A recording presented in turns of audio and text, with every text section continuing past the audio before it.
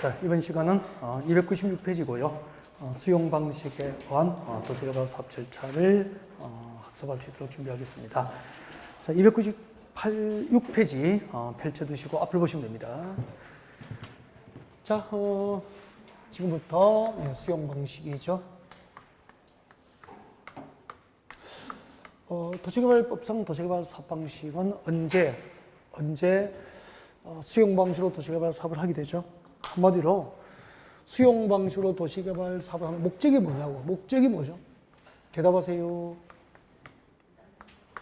그렇죠. 금방 집단적 이렇게 집단이라고 말씀하시면 감사합니다. 네. 그분들 때문에 제가 힘이 나죠. 자, 보겠습니다. 그분은 알고 있는 거죠. 그 정도 돼야 됩니다. 입을 번금 못하면은 공부를 좀 자꾸 예습을 좀 하고 오시고 하셔야 됩니다. 네. 모든 게 기본 아닙니까? 예습하고 수업 듣고 복습 잘하면은 학교 가는 거 아니에요? 기본이잖아.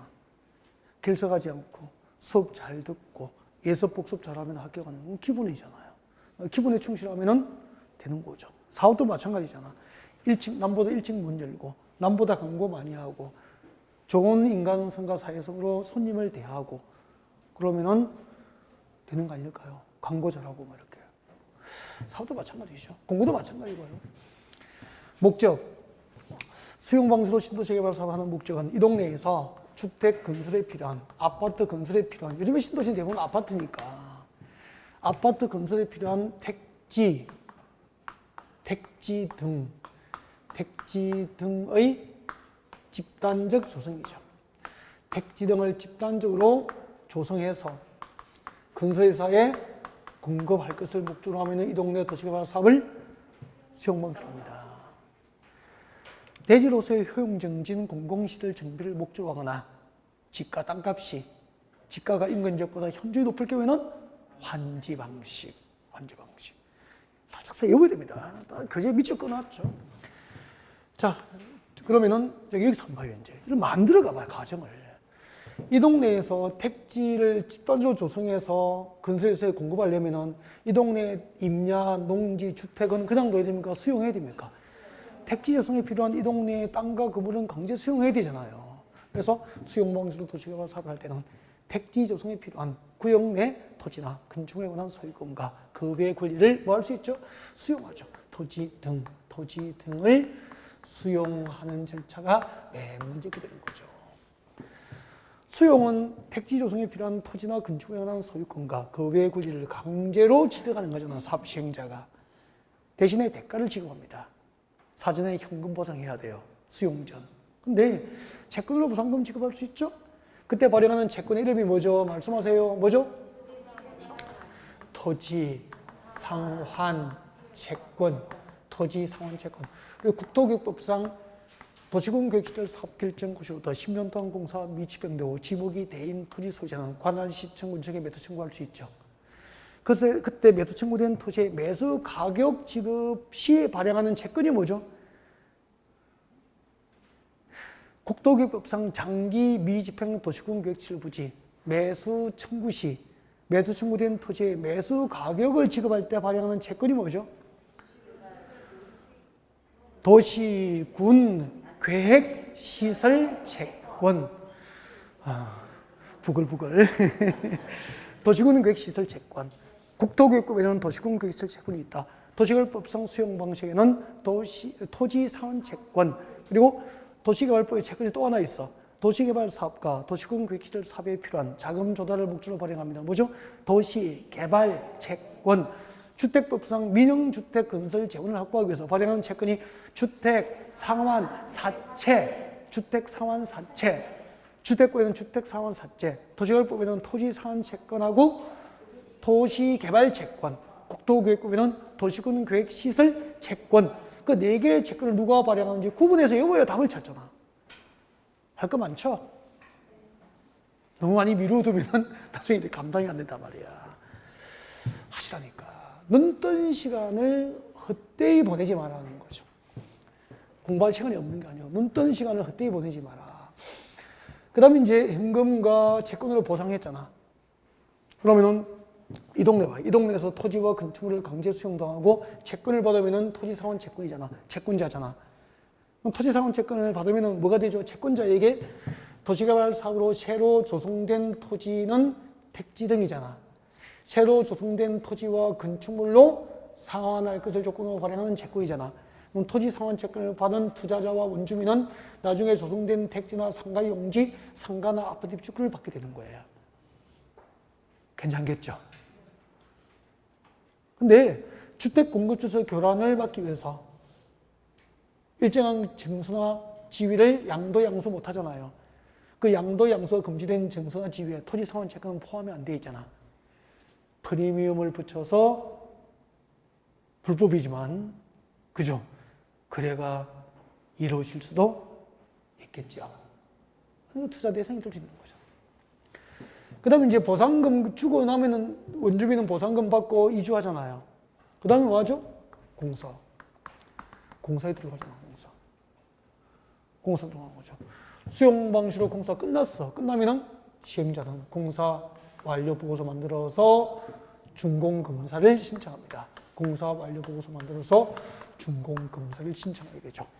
인가고시는 실시 계획대로 사업이 완료되면 준공검사를 하고 공식적으로 아까 했잖아요. 공사 완료를 공고하게 되고 그 공사 완료 공고했으면 다음 날로 법적으로 도시개발구역 지정은 해지된 것으로 본다. 공사 끝났으니까. 그렇게 되는 거죠. 자, 이렇게 수용 방식으로 공사 완료되면 여기서 이제 물어볼게요. 한번 봐요. 항상 머리는 쓰라고 있는 거잖아. 그죠? 그럼 상상해봐. 이 공사 완료는 이 동네에 무엇이 됐다는 거죠? 아파트를 다 지었다는 겁니까? 아파트 건설에 필요한 택지 조성이 끝난 거잖아. 그러니까 수용 방식의 목적은 택지 등의 집단적 조성 공급의 목적이니까 택지 조성이 끝난 거죠. 그 조성된 택지를 시행자가 가져야 됩니까? 건설회사에 공급해야 됩니까? 공급. 그래서 이걸 법적으로 뭐라 그래요? 공사 완료 공고 이후에 조성 토지라고 하는 조성 토지. 조성 토지가 뭐죠? 택지 등으로 새로 조성된 토지. 조성 토지를 공급하는 거죠, 그때 수용 방식으로 조성된 토지의 공급 방법은 시험에 나올 수 있는 거잖아요. 수용 방식으로 택지가 조성되면 어떻게 공급하죠? 원칙이 뭐죠? 경쟁, 입찰, 추천 방법을 할 수 있는 경우가 있죠? 추천 방법. 국민주택 규모 이하의 주택건설 용지, 330m 이하인 단독주택 용지, 공장 용지, 공공택지 등은 추천 방법이잖아. 나머지는 수익이야. 그 다음에 조성토지를 공급할 때 가격을 정해야 될 거예요. 가격은 뭐죠? 조성토지 공급 가격은 감정가격. 학교 용지 등은 학교 용지, 사회복지시설 용지 등은 감정가격 이하로 공급할 수 있다. 이렇게 되잖아요. 그 다음에 전체 도시개발구역. 전체 도시개발구역 면적 중에서 일부 전체 구역 면적의 3분의 1 이내에서 미개발된 상태의 토지가 공급될 수도 있죠. 이것은 뭐라고 하죠? 원형지 공급이잖아요. 원형지 공급이 되는 거죠. 원형지 공급.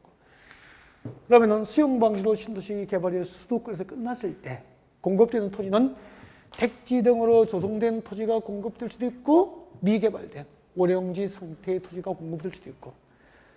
그럼 조성 토지가 비쌉니까? 원형지가 비쌉니까? 조성 토지가 비싸죠. 원형지는 싸죠. 싸니까 원형지를 누구나 개발할 수는 없잖아. 그래서 법으로 정해놨잖아. 원형지 개발자. 다음에 자는 원형지 개발자로 선정될 수 있다는 거지. 국가, 지자체, 공공기관, 지방공사 등 대부분 공공개발자에게 원형지가 공급돼요. 개발계획 공모에 선정된 자, 원형지 개발자 공모에 선정된 자라든지, 그 다음에 이제 학교나 공장 부지로 직접 사용하고자 하는 자는 민간도 원형지 개발자로 선정될 수 있잖아. 그래서 공공개발자가 대부분이기 때문에 원형지 개발자 선정 방법은 뭐죠? 원칙이 수의계약으로 개발자를 선정하는데 학교나 공장 부지로 직접 사용하고자 하는 자는 민간 개발자니까 예외적으로 경쟁 입찰, 경쟁 입찰 방법으로 경쟁 입찰의 방법으로 공급할 수도 있잖아요. 원칙이 수익 이야기다. 그다음 오렌지 공급 가격은 또 조성토지 공급 가격하고 외워야 되잖아. 비교해서 딱 외워야 된단 말이야. 그죠? 감정 가액에다가 여기에 최소한의 기반시설 도로나 상하수수는 설치하거든요. 기반시설 설치에 들어간 공사비를 더합니다. 감정 가액 플러스 공사비용 금액 기준으로 사업 시행자와 원인지 개발자가 협의 결정합니다. 이런 건 다 외워야 되는 거죠. 이거면 끝난 거잖아. 그 다음에 싸게 공급하니까 매각을 일정한 기간 동안 매각이 제한되죠. 매각 제한. 원행지를 공급하기 위해서 공급 계약을 쓰잖아요. 공급 계약일로부터 몇 년? 10년. 대답을 지금 할 수 있어야 됩니다. 수준이. 못하신 분은 수업 끝나고 인터넷 동영상으로 3번 정도 반복해서 복습할 거. 대답이 안 나오신 분들. 그 상태면 안 됩니다. 하셔야 됩니다. 3번 정도 복습을. 한 3번 해야 확 들어온다니까. 한 번 듣고 다 했다고 뿌듯해 하지 말고 한 3번 정도 반복해서 줄거리가 머릿속에 떠오르게 해보라는 거, 중얼중얼. 그죠? 그럼 공부 확 된다니까. 그 다음에 원행지를 공급을 받아서 택지 조성하고 원행지에 대한 공사가 완료됐습니다. 원행지 공사 완료를 공고한 날로부터 몇 년? 5년. 둘 중 먼저 끝나는 기간 안에는 매각이 제한됩니다. 단 국가 등은 땅 장사 하잖아요. 국가 등은 매각 제한 대상입니까? 제외입니까? 제외. 그렇게 되죠. 다 했잖아요. 뭐 수용 방식 다 해드린 거죠. 여기서 살만 살짝 붙이면 되죠. 여러분 교재 296페이지 보시면 돼요. 296페이지에서 자, 토지를 누가 수용하죠? 수용 주체가 누구죠? 도시개발 사업을 수용 방식으로 할 때 토지를 수용하는 자는 도시개발 사업의 시행자가 택지 조성에 필요한 땅과 건축물과 토지나 건축물에 관한 소유권과 그 외의 권리를 수용하겠죠. 수용 주체는 시행자가 됩니다. 근데 도시개발 사업 시행자는 공공도 있고 민간도 있잖아요. 그때 민간 시행자가 토지를 수용할 때 요건이 있죠. 민간 시행자는 사업 대상 토지 면적 얼마를 소유하죠? 3분의 2 이상의 토지를 소유하고 토지 소유자 총 숫자 2분의 1 이상, 2분의 2 이상의 동의를 얻어서 민간은 토지 수용이 가능합니다. 교재 딱 여러분이 체크하셔야 됩니다. 그 다음에 토지 수용에는 무슨 법을 준용하게 됩니까? 공지법을 준용하죠. 공지법을 준용합니다. 자, 여기 잠깐 물어보겠습니다. 지난주에 했죠? 지난주에도. 자, 공지법이 정한 토지 수용 요건은 지난주에 됐습니다. 여기 봐주세요. 요건이 있죠. 공지법에 의해서 토지를 수용할 때 요건은 두 가지가 뭐죠? 첫 번째, 토지 수용을 필요로 하는 사업이 공익사업에 해당해야 됩니다. 공익사업일 것. 두 번째는 공익사업에 해당한다고 국토교통부로부터 공익사업에 대한 사업 인정, 공익사업에 대한 사업 인정과 사업 인정에 관한 고시가 있어야 되죠. 공익사업에 해당할 것, 공익사업에 대한 사업 인정 고시가 있을 것. 이 두 개가 공지법상 토지 수용 요건이라. 그러면은 공익사업 인정을 받고 사업에 필요한 택지나 건축물, 토지나 건축물에 관한 권리를 수용하겠죠. 보상금 지급하잖아요. 근데 보상가가 시가보다 보통 낮잖아요. 감정가격으로 정하니까. 그러면은 시가보다 보상가가 턱없이 낮으면은 토지 소유자가 보상금 수령을 거부할 수 있잖아요. 그러면은 보상금 지급에 대한 협의가 됐어, 안 됐어? 안 됐죠. 협의가 되지 않으면은 재판 신청을 하고 했습니까? 재결 신청합니까? 재결. 관할 토지수용위원회에 보상금 결정을 다시 해달라고 재결을 신청할 수 있어요. 그때 공지법상 재결 신청할 수 있는 기간, 재결 신청 기간은 공익사업에 대한 사업 인정 고시로부터 몇 년? 1년. 사업 인정 고시로부터 1년 안에, 1년 이내에 재결 신청하는 게 공지법상 토지수용 원칙이란 말이야. 이 원칙에 대해서 도시개발 사업 시행자가 토지를 수용할 때는 특례를 허용하잖아요. 특례. 이제 교재 보세요. 특례.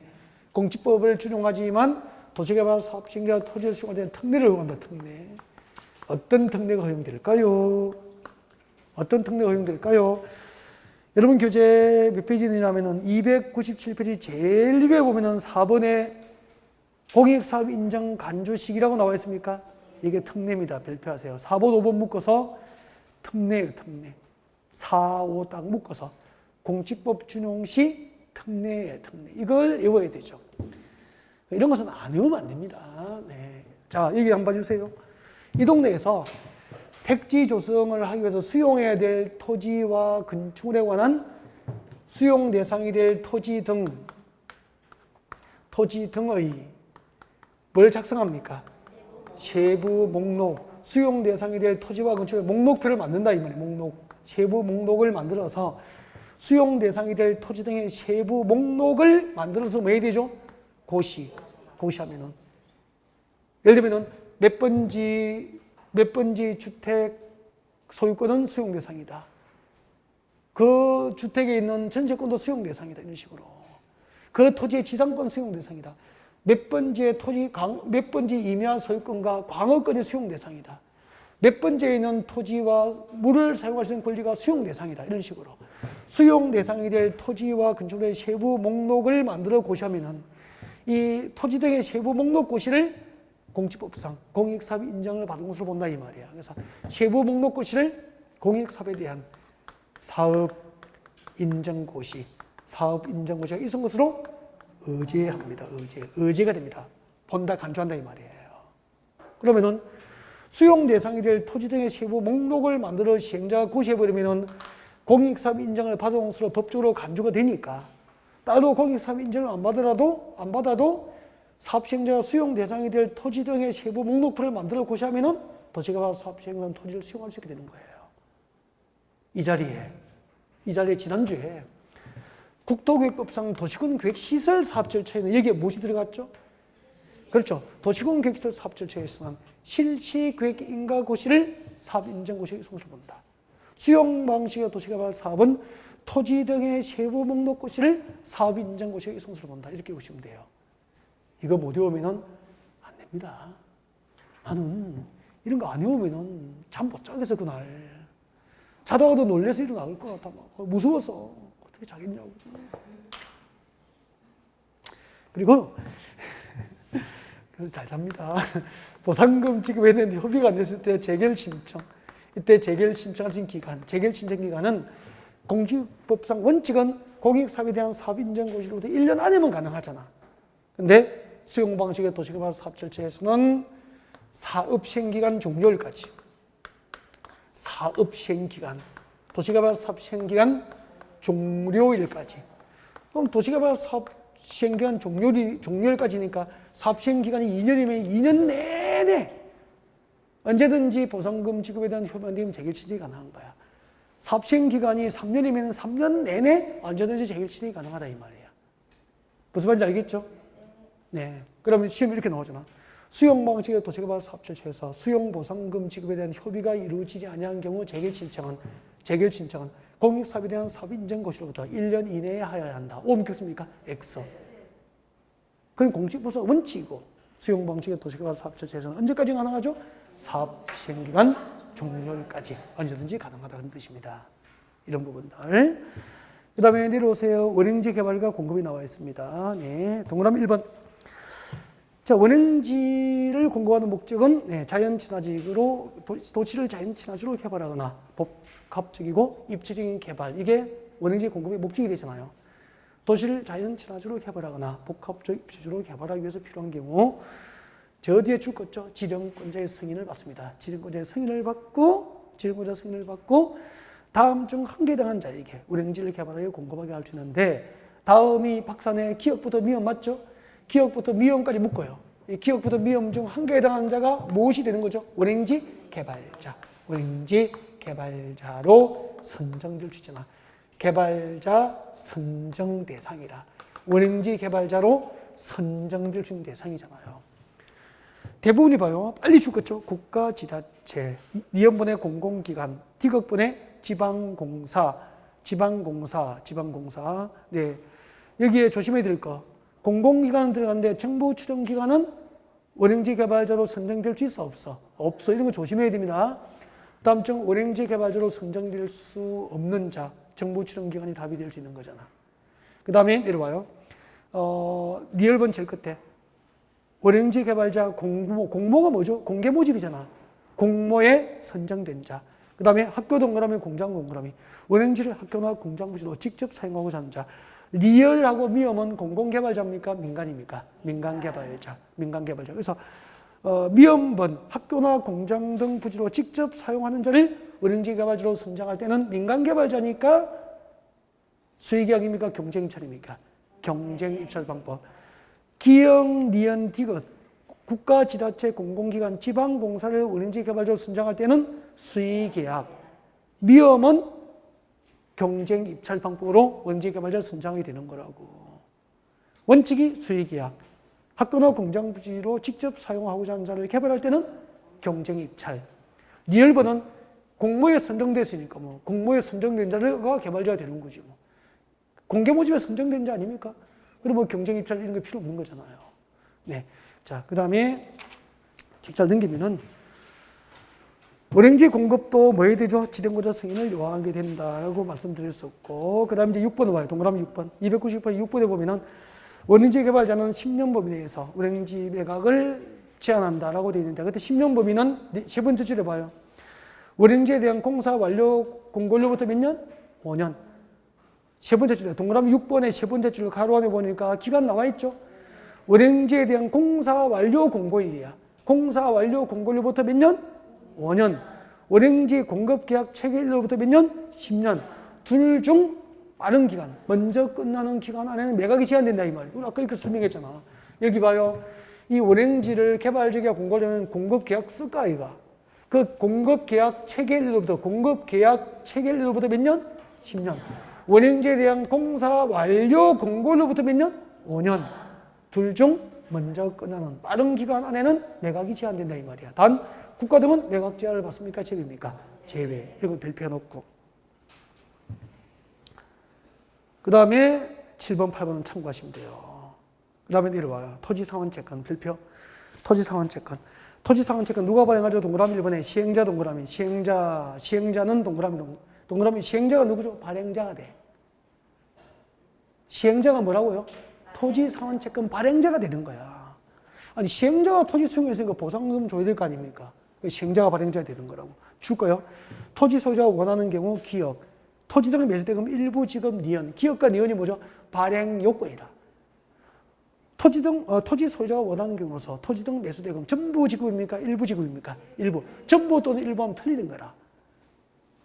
토지 소유자가 원하는 경우로서 토지 등 매수대금 일부 지급을 목적으로 발행이 가능하다. 이 두 가지가 발행 요건이라. 토지 소유자가 원하는 경우로서 토지 등 매수대금 일부 지급을 목적으로 발행할 수 있는데, 민간 시행자는 임의 발행입니까? 지급 보증을 받아야 됩니까? 지급 보증을 받아요. 왜요? 발행하고 나면 나중에 채권자에게 새로 조성된 토지나 건축물을 사원에서 갚아야 되잖아. 그러니까 민간은 안 갚을까봐 민간 사업시행자가 토지 상환채권을 발행할 때는 지급 보증을 조건으로 발행할 수 있게 되는 거예요. 그 다음에 토지 상환채권 발행도 발행 계획에 대해서 지정고자 승인을 필요로 하죠. 네. 그 다음에 이율은 누가 정합니까? 발행자가 정합니다. 그리고 기명식 증권으로 발행이 됩니다. 그 다음에 니은번 봐요. 299페이지 오른쪽 제일 위에 니은번. 이전 동그라미. 토지상환채권의 명의를 이전할 때는 새로 취득하는 자의 생명과 주소를 토지상환채권에 기재합니까? 원부입니까? 원부. 새로 취득하는 자의 생명과 주소를 채권 원부에 기재해 줄 것을 요청하는 방법으로 명의 이전 방법이에요. 토지상환채권의 명의를 이전할 때는 새로 취득한 자의 생명과 주소를 토지상환채권에 기재해 줄 것을 요청해야 한다면 틀려요. 채권이 아니고 채권 원부에 기재해 줄 것을 요청하는 방법으로 명의이전이 이루어지게 됩니다. 그 다음에 발행 규모. 토지상환채권을 발행할 때는 채권자에게 상환해야 될 토지나 건축물이 밑줄거요. 분양 대상 토지 또는 건축물 면적에 얼마를 초과할 수 없다? 2분의 1을 초과할 수 없죠. 채권자에게 상환해야 될 토지나 건축물이 분양 대상 토지나 건축물 면적의 2분의 1을 넘지 않는 부분에서 토지상환채권 발행이 허용이 됩니다. 그 다음에 이제 조성토지 공급입니다. 조성토지 공급인데 1번에 공급계획서 작성 지출 나와 있습니까? 여기 별표 2개하고 개정되었어. 개정된 거라고요. 작년하고 달라 이거. 작년까지는 도시개발 사업 시행자가 조성 토지 등을 공급하려고 할 때는 조성 토지 공급 계획을 작성하여 지정권자에게 제출해야 한다라고 되어 있었단 말이에요. 제출 의무가 있었고요. 조성 토지 공급 계획은 지정권자 승인 대상이 아니었거든요. 근데 조성 토지 공급 계획을 작성하고 이를 지정권자로부터 승인을 받아야 됩니다. 그래서 조성 토지 공급 계획도 원용지 공급과 마찬가지로 지정권자 승인 대상이 됐다는 겁니다. 제출 의무가 지정권자 승인으로 바뀌었죠? 네, 조심하시고요. 그 다음에 조성토지 공급 방법이 나와 있습니다. 동그라미 2번 내려오세요. 동그라미 2번 별표 암기 다 하세요. 299페이지 동그라미 2번 조성토지의 공급 방법 찾으셨습니까? 원칙이 뭐죠? 경쟁, 입찰, 기억이 원칙이에요. 니은하고 디귿이 추천 방법 수익액은 특례죠. 추천 방법 시계를 꼭 외워야 됩니다. 수용 방식으로 조성된 토지를 공급할 때 추천 방법으로 할 수 있는 것 줄 거죠. A번 국민주택 규모 이하의 주택 건설 용지식 외워요. 그리고 니은번에 B번 공공택지, 그리고 C번에 330도 이하인 단독주택 용지, 그리고 공장 용지 딱 4개 외우십시오. 국민주택 규모 이하의 주택 건설 용지, 공공택지, 330도 이하의 단독주택 용지와 공장 용지는 뭐죠? 추첨. 나머지는 전부 뭐죠? 수의계약. 원칙은 경쟁입찰. 추첨하고 4개 암기. 나머지는 수의계약. 그렇게 딱 정리하십시오. 그 다음에 넘어갑니다. 300페이지 오세요. 300페이지 오셔서 3번 조성토지 등의 가격평가 나와 있습니다. 조성토지 가격평가. 자, 조성된 토지를 공급할 때 가격은 감정가격 기준입니다. 감정가격 기준 맞습니까? 네, 감정가격 기준인데 감정가격 이하로 할 수 있는 경우가 있죠. 감정가격 이하는 기본수로 정리하셔야 됩니다. 네. 원칙은 감정가격, 예외적으로 감정가격 이하는 기본수 정리. 뒤에 뭐 해놓죠? 감정가격 이하는 기본수 정리 꼭 하셔야 돼요. 이게 단독으로 출제된 적이 있기 때문에 꼭 하셔야 됩니다. 요약집이라서 다 편집에 넣을 수가 없는 거죠. 네. 자, 그 다음에 오른쪽으로 오십시오. 301페이지 이제 뭐죠? 환지 방식 합니다. 자, 환지 방식. 자, 7번 정리하면서 네, 전체적인 개요를 또 잠깐 설명을 좀 드리겠습니다. 자, 앞에 봐주시고요. 자, 도시개발 사업을 환지 방식으로 합니다. 환지 방식. 지금 그 환지 방식에 의한 도시개발 사업 절차는 5, 6월 달에는 설명을 안 하거든요. 이게 개요 설명은 안 하거든요. 바로 들어가면 돼요. 네, 환지가 뭔지 다 알기 때문에, 채비지가 뭔지, 보류지가 뭔지 다 알기 때문에. 그런데 환지 방식에 의한 사업 개요를 잠깐 복습을 좀 하고요. 들어갈게요. 그래서 교재에 그림이 복잡하게 나와 있습니다. 보지 말고 쳐다보면 머리 아파요. 나도 머리 아프고. 네. 나가왔어 해놨는데 보면 머리가 아파. 그래서 앞에 설명 좀 들어요. 같이 설명 듣고 그 다음에 이제 갑시다. 환지 방식 원 도시개발 사업 개요 설명 좀 하겠습니다. 그냥 이거는 우리가 평소 많이 했고요. 제가 뭐 입문 과정이나 기본 이론 과정에서 사진 찍으라 그래요. 그래서 다 찍어 놓고 다 했고, 이제 지금쯤은 필요 없으니까 그냥 딱 앞에 보시고 설명만 들어봐요. 같이 호흡을 맞추면서. 아셨죠? 네, 그래서 그림 그리고 안 해도 됩니다. 봤던 그림이야, 봤던 그림. 복습만 하려고. 자, 앞에 보시죠. 미개발된 상태의 토지입니다. 미개발된 상태의 토지. 이것을 법에서 뭐라고 합니까? 종전토지라고 합니다. 종전토지. 도시개발 사업전 토지를 종전의 토지라고 그래요. 종전의 토지, 사업전 토지입니다. 신도시로 개발되기 전 종전토지입니다. 여기는 100번지고요. 1000제곱미터 농지가 있었죠. 농지 소유자 값. 매번 보던 그 그림이구나. 값. 여기는 101번지고요. 101번지 600제곱미터. 600제곱미터의 농지가 있었고요. 600제곱미터 농지가 있었고 농지 소유자는 을이었습니다. 여기는 400번지고요. 도시개발하기 전 400번지고요. 100제곱미터의 농지가 있었죠. 100제곱미터의 농지가 있었고 농지 소유자는 병이었습니다. 이 동네에서 환지 방식으로 도시개발 사업을 할 거예요. 환지 방식으로 신도시를 개발합니다. 이런 환지 방식으로 신도시를 개발하면 수용해요, 안 해요? 이 동네의 토지나 건축물에 관한 소유권과 그 외의 권리는 수용해요, 안 해요? 하지 않죠. 종전 토지 소유자, 갑을병등의 토지 소유권을 그대로 둔 상태에서 수용하지 아니한 상태에서 이 농지나 임야를 택지 등으로 개발하기 위한 이제 신도시 개발이 이루어집니다. 네. 이렇게 이제 신도시로 개발되겠죠. 자, 이 농지 임야를 이제 형질 변경 공사를 통해서 이제 도로, 택지 등으로 조성하고 신도시로서 이제 기능이 발휘될 수 있도록 이렇게 도로 등 도시개발 시설이 확충됩니다. 여기는 주택 건설에 필요한 택지로 조성이 됐어요. 택지로 조성됐습니다. 네, 여기는 몇 번지죠?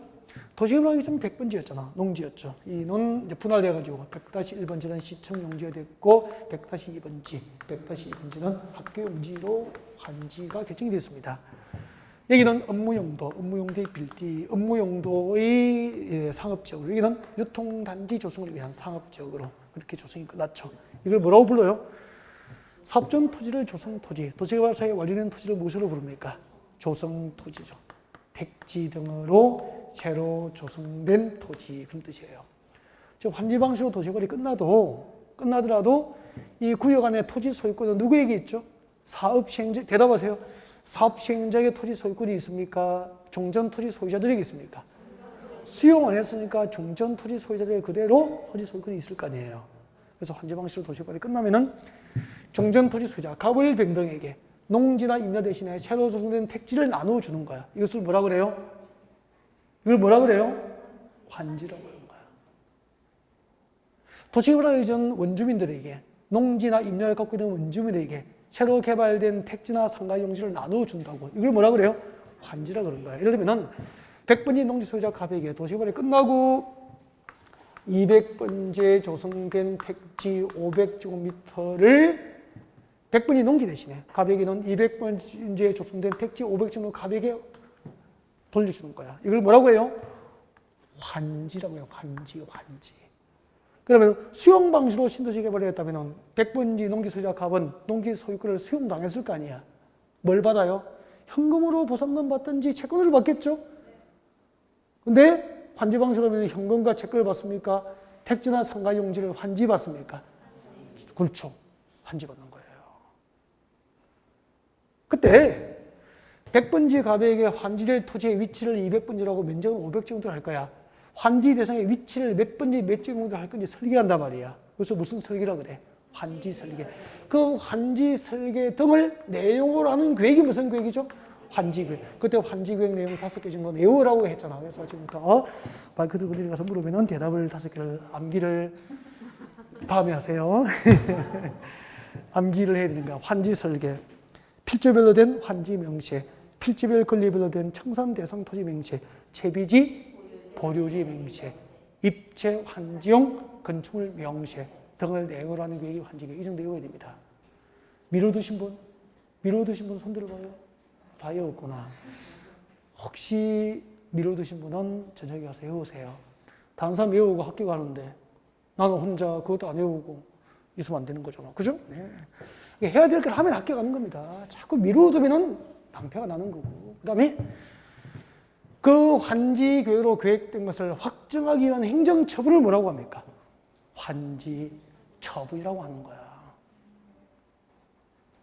그 다음에 100번지 농지 소유자 갑은 1000제곱미터의 농지를 갖고 있었는데 도시개발이 끝나고 환지 계획에 의해서 200번지에 조성된 택지 500제곱미터를 환지로 돌려받았잖아. 갑에게 환지를 정하지 않은 땅이 얼마 남았죠? 500. 그럼 500제곱미터 여기 있네, 여기. 여기 201번지 500제곱미터예요. 201번지 500제곱미터는 갑에게 환지로 정하지 않고 규약, 정관, 시행 규정, 실시 계획이 정하는 목적 달성을 위해서 환지를 정하지 않고 보류했어. 환지로 결정하지 않고 보류한 땅을 뭐라고 불러요? 보류지라고 그래. 보류지가 뭐라고 그래야죠, 금방? 규약, 정관, 시행 규정, 실시 계획이 정하는 목적 달성을 위해서 환지를 정하지 않고 보류된 땅. 다시 보류지가 뭐죠? 규약, 정관, 시행 규정, 실시 계획이 정한 목적 달성을 위한 용도에 쓰려고 종전 토지 소유자가 환지로 정해주지 않고 보류한 땅. 정확하게 보류지 하지 말고 보류지 규약, 정관, 시행, 규정, 실시, 규정하는 목적 달성을 위해서 일정한 토지를 환지로 정하지 않고 보류한 땅 이런 걸 봐요.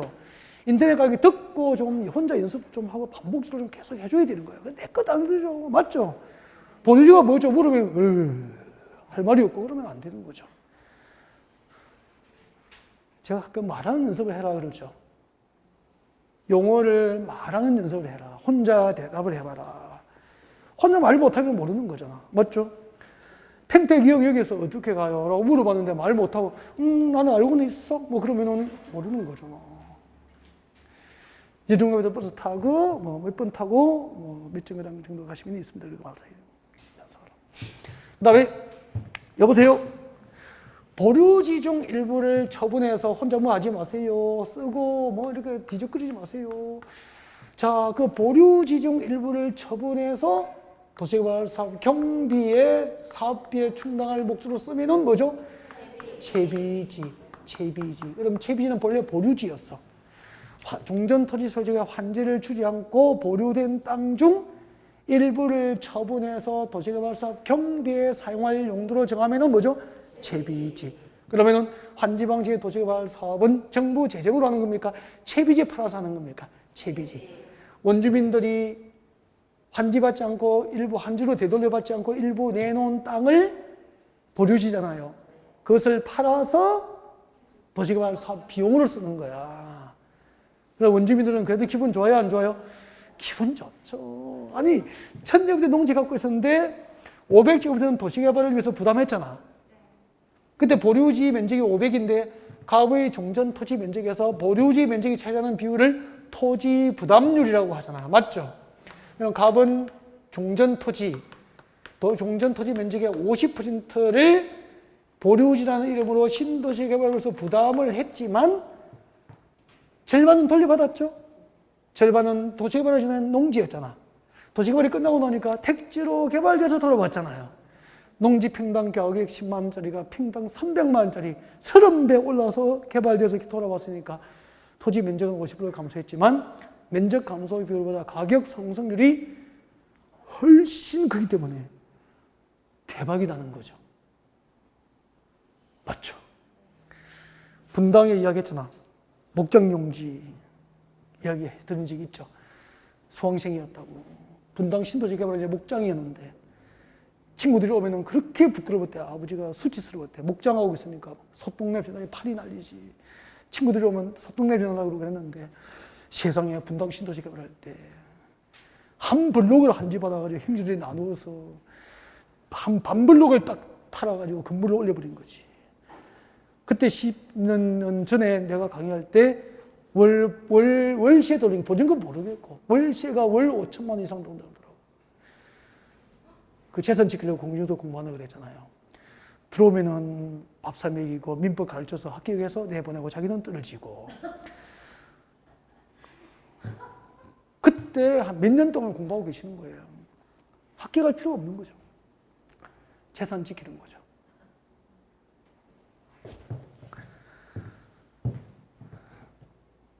네. 그러면은 토지 법률이 50%면은 종전 토지 소유자 갑에게는 500정도를 환지를 주는 게 원칙이잖아. 근데 600정도를 교부했어. 뭐라고 불러요? 정환지. 반대로 500정도를 교부해야 되는데 400정도를 교부해서 뭐죠? 감환지. 정환지, 감환지 하면 100제곱미터가 더 교부됐잖아. 정환지 하면은. 더 교부된 100제곱미터 땅값을 도시개발 사업시행자 징수회가 뭐라고 불러요? 청산한다. 그때 징수되는 돈이 뭐죠? 청산금. 감환지 하면은 500제곱미터 교부해야 되는데 400제곱미터 교부했잖아. 100제곱미터 덜 교부됐잖아. 덜 교부된 땅값을 시행자가 토지 소유자에게 지급합니다. 뭐죠? 청산한다. 근데 지급되는 돈이 뭐죠? 청산금. 그렇게 되는 거죠. 이 정도 하면은 환지 방식에 의한 도시개발 사업 개요는 파악하신 거잖아요. 그러면은 지금부터 환지 방식에 의한 도시개발 사업 절차를 같이 해보겠습니다. 도시개발 사업 전부 다 일부를 환지 방식으로 할 때는 제일 먼저 뭐 해야 되죠? 도시개발 사업 전부 다 일부를 환지 방식으로 할 때는 제일 먼저 환지 계획을 작성합니다.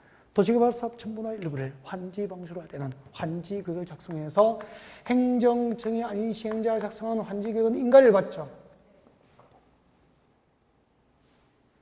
환지 계획을 작성합니다. 누가? 시행자가.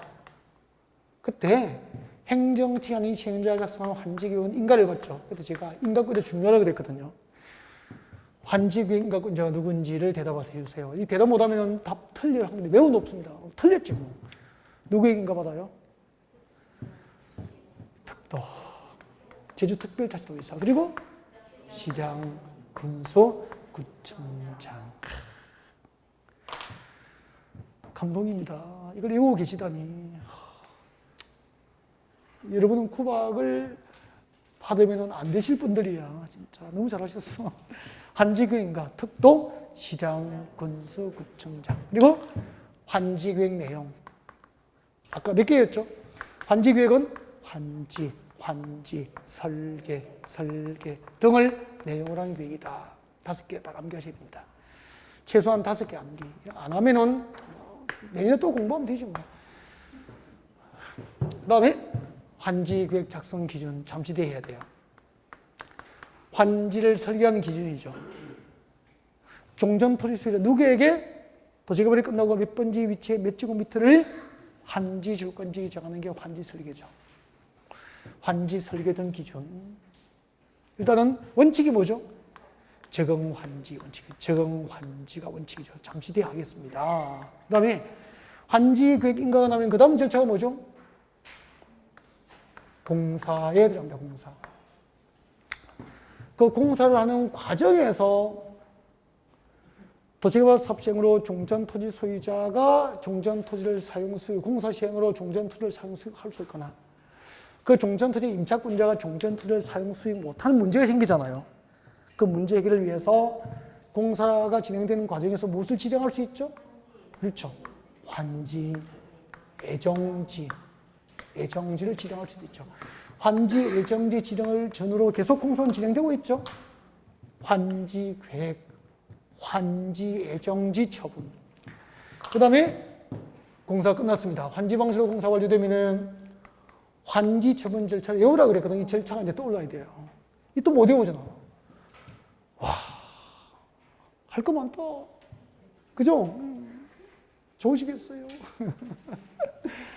자, 어떻게 되죠? 지체 없이 공사 완료 공고.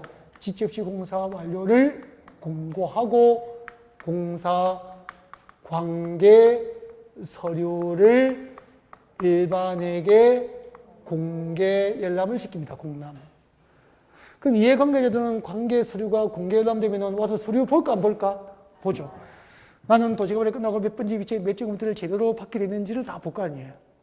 근데 환지 계획을 작성할 때는 나는 도시개발이 끝나고 200번지에 조성된 택지 500제곱미터를 받게 돼 있었는데 서류를 보니까 400제곱미터를 준대. 환지 준대. 그럼 집에 가야 됩니까? 말해야 됩니까?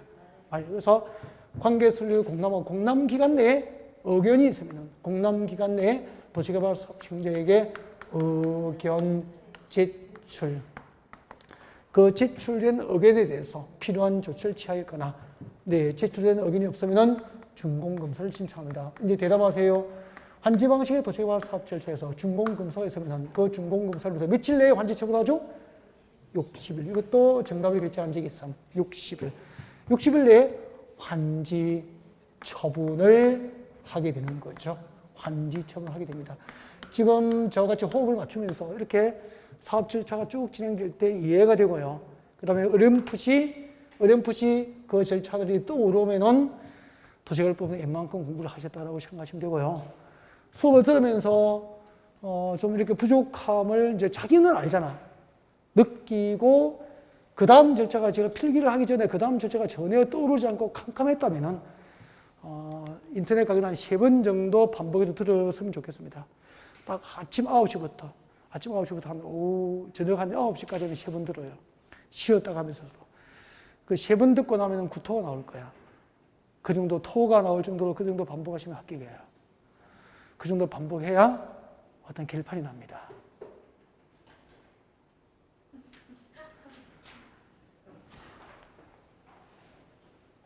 나중에 자격증 따고요.